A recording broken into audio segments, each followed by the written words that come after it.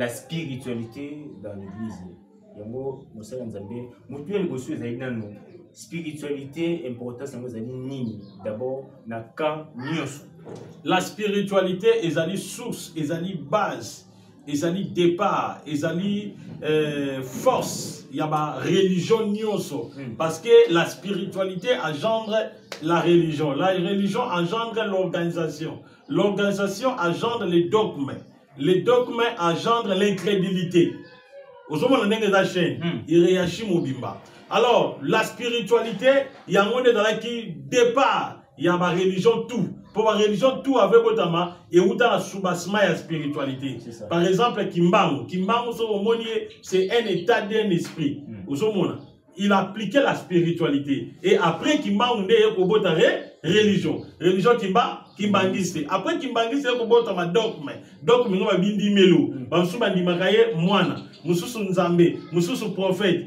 Allez, batuya dibudu dia Kongo babimi, batuya nini babimi, batuya basankusu batuya nani ba oyo papa wa bomana bandika wana babimi ozomon. Ça veut dire que l'église est botami par religion. Et c'est la même chose avec les branhamistes. Les branhamistes, William Branham, prophète, un homme spirituel. Après, il religion branhamiste, c'est nini. Et botami après religion dogme, il est venu, il n'est pas venu. Jésus n'est pas Dieu, Branham est Dieu. Branham est Dieu, Jésus est Dieu. Et les lots, tous en bas, batté, incrédule. Vous comprenez? Alors, la spiritualité est là qui source à Batou. Alors, Batou, les lots, c'est qu'il y a la religion. Babima la religion, bazonga la spiritualité. Parce que Jésus a Zoloba, les vrais adorateurs adoreront le Père en esprit et en vérité. Voilà. Parce qu'il y avait une femme qui n'est pas Jésus. Jésus devant cette femme-là. Qui possède un maï, alors pesanga maï. Moi, je suis Samarie. Jésus étant que juif, c'est déjà une religion. Biso toza na bindi melona biso toyi ko pesa bino bato ba juif mai et pour un samaritain. Ah, Jésus atali abi mais nana yebiso makambo bongo ote papa na biso Abraham libulu okuteza ya Abraham. Papa na biso abane ko adorer Nzambe bo na ngomba tout. Ne yeso bani ko yebisa bi soki nga na bina peso mai oyo. Soki na peso yango o tika so ko yoka posa mai. Ah mais nini? Est-ce que yo le ki papa na biso na nguya? Vous comprenez? C'est ça la religion. Religion na bon dispute. Alors, hier soir, les vrais adorateurs adoreront. Ce n'est plus question qu'on dit Abraham, mais le problème là, c'est la spiritualité. Parce que les vrais adorateurs adoreront le Père en esprit et en vérité. Ah! Moi, ça va comprendre. Et hier soir, on va dire ma prophétie. Vous avez dit que vous avez mis boy, vous avez mis 5, spiritualité. Vous comprenez? Donc, cela veut dire que la vraie religion, et sa religion, ils ont basé, ils ont même un critère de spiritualité. Donc, la spiritualité, ils ont spiritualité, ils ont pouvoir, spiritualité, ils ont monteur, spiritualité, ils ont biso ba chrétien. Donc c'est un peu ça. Monsieur Nzambe, quand vous parlez de la spiritualité dans l'église, c'est comme si que tous ont de la spiritualité. Le coup là, vous êtes conscient que la spiritualité est soutenue dans l'église. Oui, spiritualité est soutenue dans l'église. Spiritualité est pour koufa. Nyonso tout le monde a beau prière de combat 21 jours, 40 jours. Ça ce n'est pas la spiritualité. Mais combat est spirituel, non? Voilà la spiritualité, tu vois ben ngoba dogme bindi melo. Moutou a salisi campagne, avec campagne oyo, nazolo belasir couper les liens de la famille. Aux hommes, a invité Batunakata campagne, on a bien 40 jours. Et ici, Batubali était pendant 40 jours. Et ça, bindi melo. Andimi si bino loko dans la soubassement dans le domaine spirituel. Donc, tant que même bino na 40 jours, il vous prêche les liens de la famille. Azo prêcher bino l'élément moko super donc artificiel. Donc, bino dans likolo préliminaire bino ya mike ya c. Vous comprenez? Mais au lieu de bino na origine ni ne savoir que lien wana exister. C'est ça la spiritualité. On a même son origine, à même l'origine, à essayer de couper les familles, beaucoup couper les familles en divagation. Et à la fin, il a compris aussi une zambe bozu à mopété. Papa si mon regard tout tikal nango, ba démon mon regard tout tikal nango, ba échec mon regard tout tikal nango. Donc vie zo beba toujours ko beba. Vous comprenez? Yango zo mona ba dokume wana. yango nde ezomona ezoboma sikoyo la spiritualité. Donc lelo oyo ba chrétien il faut bayeba eloko moko. Toza chrétien, musulman, kimbaniste, branamiste, n'importe quelle religion dogme oyo se faire partie. Yebaka été si ozongi na spiritualité authentique tu n'iras pas au ciel et tu ne verras pas les vrais résultats. Il y a pas de problème aux anneaux. Vous comprenez? Parce que tant que tu as la spiritualité, la première des choses, qu'est-ce que la spiritualité? La spiritualité est anime. La spiritualité, pour yeba, état initial. Il y a les grands créateurs, il y a Salabi, Bissot.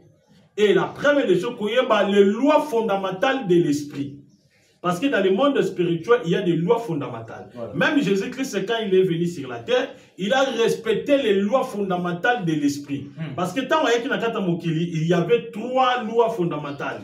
Loi du Père, loi du Fils et loi du Saint-Esprit. Et Jésus-Christ, au Marie, à Botaki, il y avait différent avec Jésus-Christ, à Botaki, à l'âge de 30 ans. C'est ça. C'était 2 personnalités différentes. Alors, moi, à Marie, à Botaki, comme on peut dire, Jésus, lui, il respectait les lois fondamentales de l'esprit, mais il avait le pouvoir, étant qu'il y a une partie de Dieu en lui.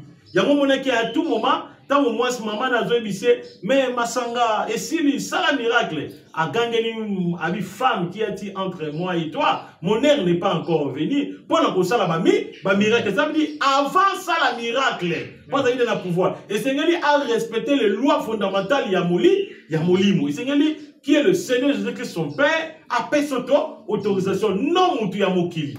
Aux hommes, les lois fondamentales de l'esprit. Ouais. Cela veut dire que il faut zonga la dimension. Ça veut dire que pendant que ça, les locaux sont le pakala, oui, mais les locaux dans ça, ils n'y ont pas de n'a pas ça, on a nous problème, on a ça, comment est-ce que je peux commencer? C'est ça les lois fondamentales de l'esprit. Ce qu'on bat, aujourd'hui, biloko belé, to comment ko boya. Biso ba traité, to comment ko boya biloko est belé. Donc, on ne peut pas respecter les lois fondamentales de la nature. Nyonso boya, nyonso koma kindoki. Lelo nyonso biso na ba traité comment bengango azana molimo ya mvutuma.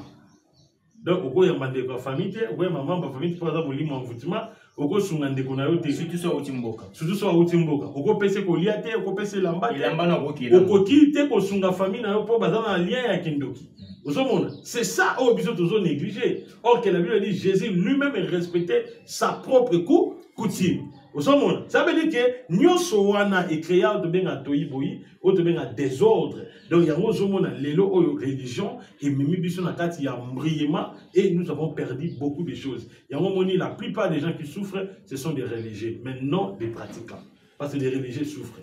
Voilà, toujours coupe avec l'homme de Dieu, le prophète Ézéchiel. On sait qu'on a vu nous banana pour partager, on peut continuer pour être surprise d'aller tellement belé, makambo ali bene bete bande ko biso Angola ya Brazzaville, ou ba ko na biso ba lia na ba stylo, na ba papier na bango enfin ko notaka ko komaka makambo ali spirituel aujourd'hui malapa et mosali nzambe. L'homme de Dieu, je pense que makambo sur to loba na moni lo ndingi nini, lo nini ça que spiritualité est-ce qu'ils allaient la mode ou c'est au monde modernisation mokinde même que shit et là ça la spiritualité dans la détruire n'angam na biso ba chrétien c'est parce que batu belé o ba s'autoproclamer ba pasteur ba prophète ba évangile ba apôtre zamba benga ba monter pour na musala wana parce qu'il faut batu ba belé comment il y a la voix du cœur il y a aussi la voix audible qui est la voix de Dieu le 6e sens. La voix du cœur est embrayée par des sentiments ou bien les émotions.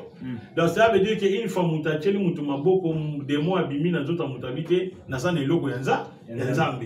Mbalamoko abani ko réfléchir, abani ko oh une fois que vous avez pensé trop sur les logos yango et ça la kita mulali olota alota zo boko na ba meme alota zo kamba moi des personnes 3 personnes abi que na une vision na ba na logos nzambe.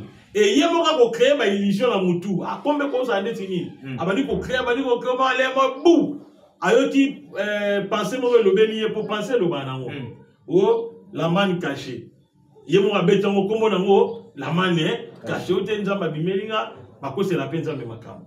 Zamba bimelinga yi, ba yusinga église combo nango la manne cachée. Alors demande-lui, donnez-moi les mandats parce que tout envoyé de Dieu, papa ça caille mandat. Moïse tant va faire que de libérer le peuple ba pesa qui est mandat wana ezala kinini mandat ezala ki ba oracle au Seigneur yebisa pharaon ba yebisa ta wo yebisa boye après le mandat il y a les deux signes ba pesa y deux signes après les deux signes ba pesa l'ange de la mission on a bien demandé ne pas commander ne pas demander alors so ta ba pesa ba bloc après yango esilité confirmation biloko wana ndesikoyo Moïse akendaki sikoyo yango mona ka longaki et c'était aussi dit accompli assister à une mission na yé pour te dire que ce n'est pas facile mutale ko continuer moi Josué vous comprenez voilà. Alors mutulelo alamuki aza kuta ba confirmation te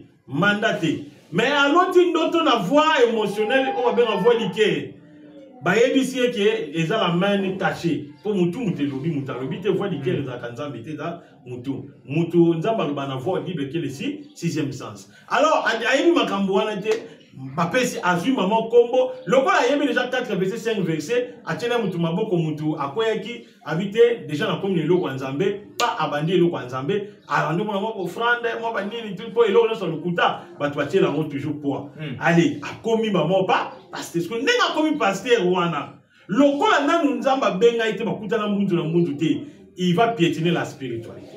Il va combattre la spiritualité. Il va combattre la dimension très haute des miracles. Mais il y a ma bosani qui abonde la pepo naba bateau. C'est ça maintenant bateau ba koyo ka kotima point confusion et bateau anande sikoyo ba propager dadi na biso alobaka boye. So moni pasteur ça beza kindoki. C'est ça oh eloko e bebisi spiritualité parce que lelo frère Isaac, c'est difficile au monde chrétien à l'obake, miracle tu peux ça ma papier comme $20 et sali yanzambe. Alobane ça qui yakisi. Pourquoi? C'est parce que ba pasteur ba été à bango, ba benga ma quitté d'abord, ba zappé mandaté té. Alors ba pesa bango enseignement ya faux. Babi on donne ce qu'on a. Pasteur a pesié buzoba. Yé pas buzoba lati yango a panza on internet. Mutu nyonso ya lelo kwa solo ya ko boîte le kaka o ba benga munoko et pour là donc on va ça mabe.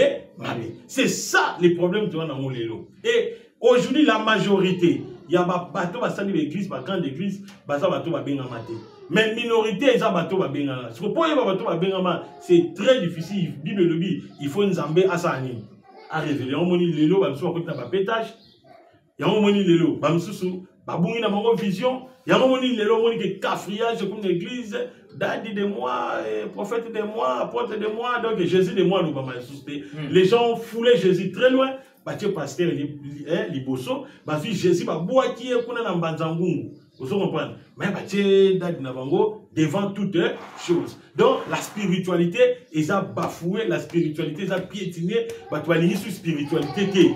Vous comprenez? N'est-ce dans mon église? Moi, dans l'église, akoki jamais que vous allez influencer dans mon tout monde sur la spiritualité. Vous savez le pourquoi? Parce que moi, votre père, dans Talisabango, Dieu m'est apparu. Il y a déjà une dimension spirituelle. Et je prêche la spiritualité. Et puis, à part ça, moi, on a des démonstrations. Nous sommes un problème à Biki. Ça veut dire que ce gars devant influencer les lots il enseigne, il connaît déjà la spiritualité. Ceux qui sont ma prophète de Rolanda, par exemple, peut-être 4000 dans la ville à Kinshasa. Mais je vous dis, pour tant que tu as la spiritualité, il y a un peu de magicien, de marabout. Nana mo aobanga babwa kelimbaso mais lelo yebisa chrétien ata uti 40 jours à jeûne mutate mabi ça va yo lokola olia ki mabele wana yo mko olia ki ninanga sitoko ma 12 soki na beto mbaso te no bakoko nanga bakunda na cimetière ya Kinchoka te je te dis moi sona kolingati mutana bimanda ba osala réconciliation mais moi no yanga moi di spiritualité a otate babike kinde ayi ka kelo lukamba mbaso mais lokola za la formule spirituelle a ko considérer Gaïa. Vous comprenez? Parce qu'à tant déjà spiritualité. Et puis que Moutouta Mounios s'attend à ma belle. Ce qu'a bêté malade naturel. Il faut qu'on ait une puissance naturelle. À vous côté ma belle, allez si Gaïa, allez à l'obéli Gaïa, à sauter les mille qui n'avaient miel naïe, Gaïa a mis miel, voilà boum. Attends, à bêter Mbazou Gaïa en sangé. Ah mais pour Mouta bêter Mbazou, attends, ma belle, il y a déjà eu pouvoir pour conquérir. Il y a un moment qui Moïse, ils qui pharaon. C'est parce que Moïse, la première des choses, a initié qui est la puissance à Gaïa. Nzambe moka ibise longola ma papa tika mako makolongo mais bible zo isabi swabi longola ma papa pour ma belle ezali saint et on dit bible ezali ko débat boya la vérité belito yeba. C'était une initiation longola ma papa tika mako makolongo c'était déjà pat à Salakina Gaïa. Pour ma yeba que pharaon y est à travailler dans la puissance de l'air et puis à tous les 4 coins. Il y a élément sur la candy moto ma belle mon pépé avec la magie ma casse parce que pour ballon c'est pas négocier na o azana ma belle a pouvoir à trahir pharaon après sa pouvoir et pas à mort Moïse il y a un moment qui Moïse est en train devant pharaon nyo sur le baki pharaon a ça à baraki parce que Moïse attend qui spiritualité et n'oublie pas Moïse a coûté dans Nzambe na âge à 80 ans à qui mais pas pharaon na âge à 40 ans avant de 40 ans na maboko il y a Abimaël et plutôt il y a Jéthro. On a qui beau-père naï. Vous comprenez? On appelle ça qui se fera à Balamo Moïse. Oh, Jéthro, qui un grand sacrificateur. Oh, le loi Babé Nakaye, exorcisme. Qui un grand prêtre. Ayeba qui va formule mystique, apprendre Moïse la magie divine. Apprendre Moïse, Moïse a comprendre la spiritualité. Et tant que Moïse a coupé dans la colonne de feu, Moïse a banga kiamo. Antoine Yonan, Aibise Gengaï Mza, Nzambe.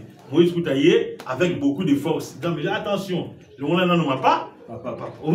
Parce qu'il était déjà enseigné. Donc c'est ça. Les autres aussi, ma prophète de Moïse, dans 4000 la ville à Kinshasa. Je te dis, tous les quartiers à Congo, Kima, Bakemboka.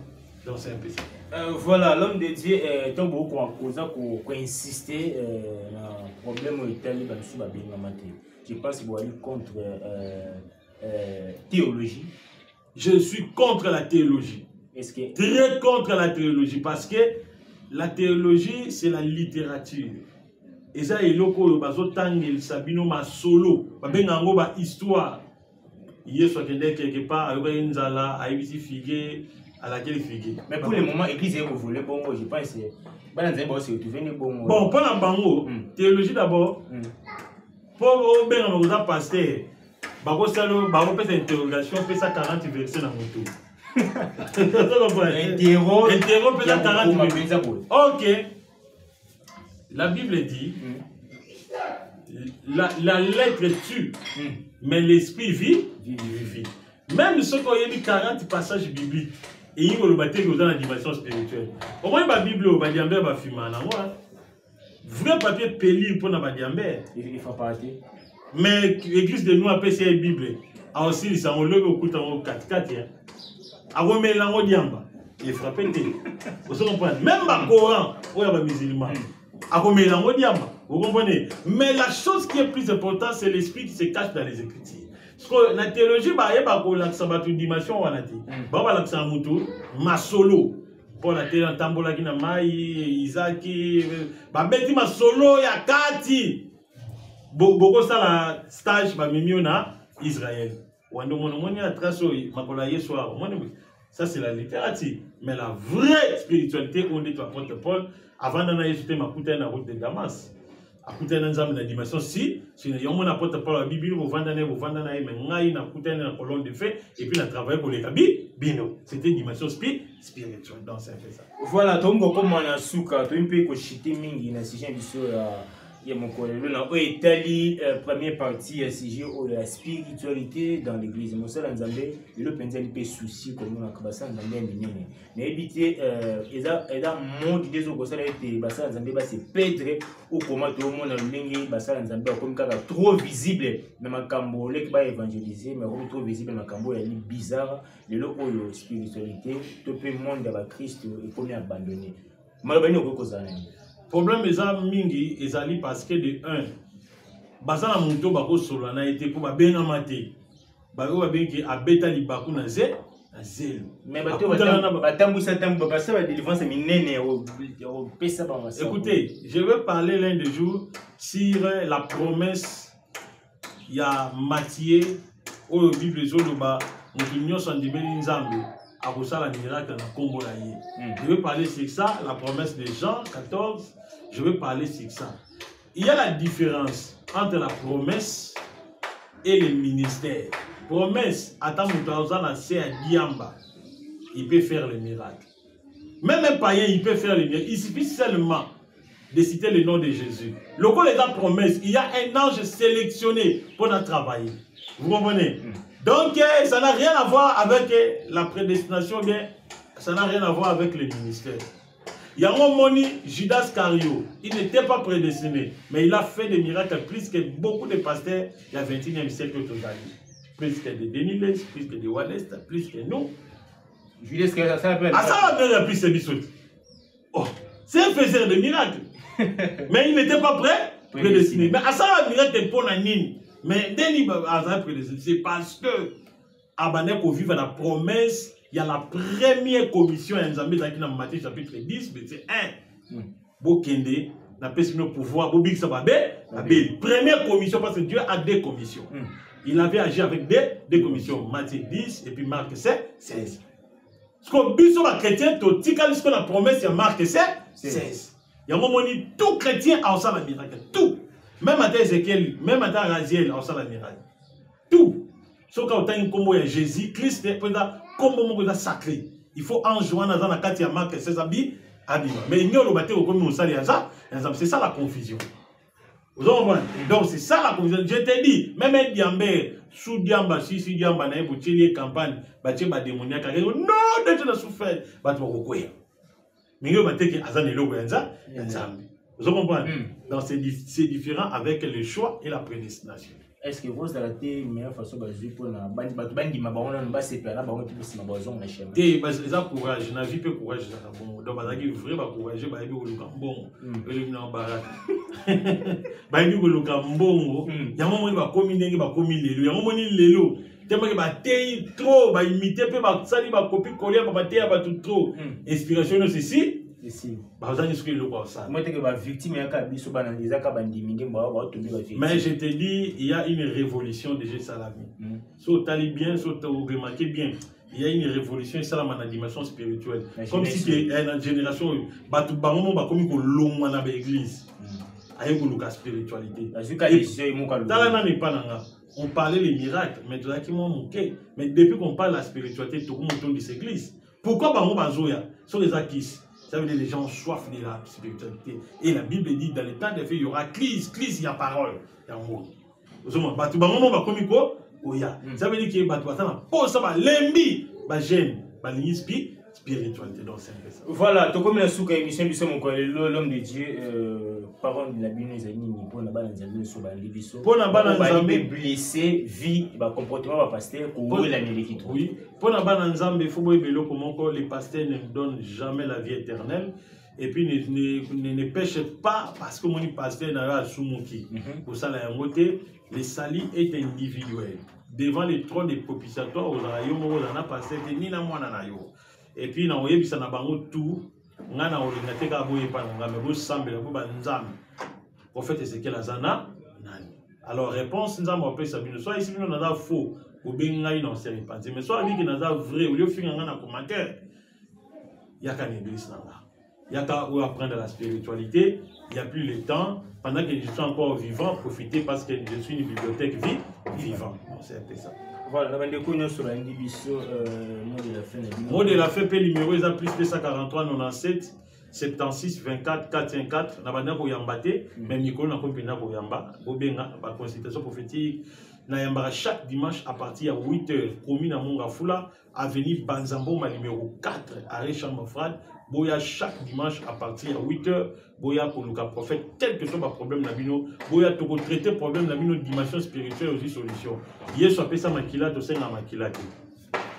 Voilà, tout comme nous émission nous avons pas mbola beauté ba nzambe nyonso o balandi biso pour le moment au penan ba kotité ba likokota na sima nzamba pa mbola bino baso mpo ete kembo pe masanje lezo ngipa na ye to andi malamu lonken musanzambe a pesi biso nsango ya liboso abanaki na point où ezalaki message sur notre pasteur. Voici l'homme pesi matobe sujet na o etali la spiritualité dans l'église. Je pense mutuna moto kamati ya ye esika mpo ete amite le manisika o finga na yo mosala nzambe o esi amibunga yo kamata décision na kona koluka bosolo ya loba nzambe enfin que ba na kozala mi na molimo. Je vous dis bye et à la prochaine. Petit ka été kimeinga banda ko bino to ali toujours là pour na kosala service ya kosala ya ko abonner pe bloko ya spirituel ya inoka ba poudre de chance ba poudre d'amour ba savoir d'amour elle est toujours disponible pour consulter biso to ko ba na ko livrer binango même à domicile. Je vous dis bye na pesi mbote na caméraman privé Fox à toi bye. Tu dis de fini. Tu dis Hein? La force est essentielle.